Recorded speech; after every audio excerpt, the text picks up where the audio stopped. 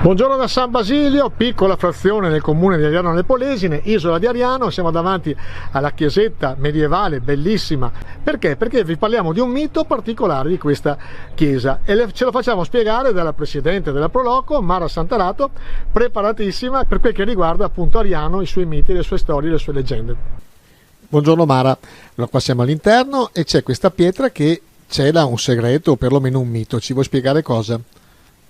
Questa è la colonnina miracolosa che si trova all'interno di una piccola nicchia della chiesa di San Basilio, una colonnina che durante gli scavi archeologici della metà degli anni 90 che hanno interessato appunto la chiesetta è stata trovata, come potete osservare, spezzata, rotta e buttata proprio in un angolo della chiesa.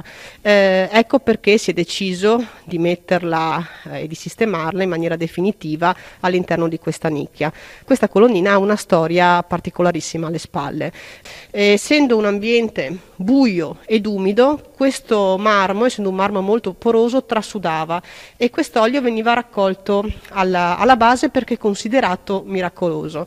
Ci sono due fonti scritte che ci parlano di due riti diversi. Il primo, il più antico, parla di un olio miracoloso per chi? Soprattutto per chi soffriva di mal di capo, quindi di mal di testa. Ecco che arrivando all'interno della chiesa e recandosi sotto nella cripta, bagnavano la loro fronte di quest'olio e pare quindi che risolvessero il problema del mal di testa.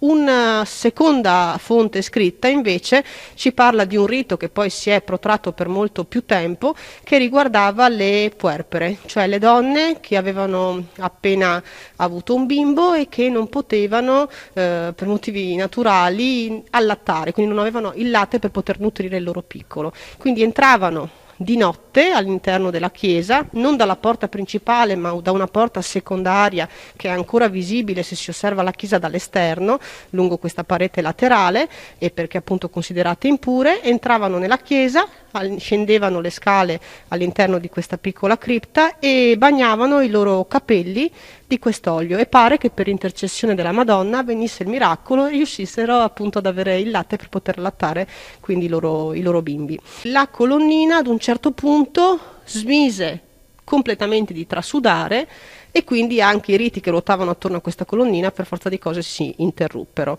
Il vescovo Soffietti pare avesse dato la colpa ad una donna impura, indegna di andare a chiedere la grazia alla colonnina, quindi di chiedere una grazia non meritata, e quindi la colonnina, tra virgolette per dispetto, smise di trasudare.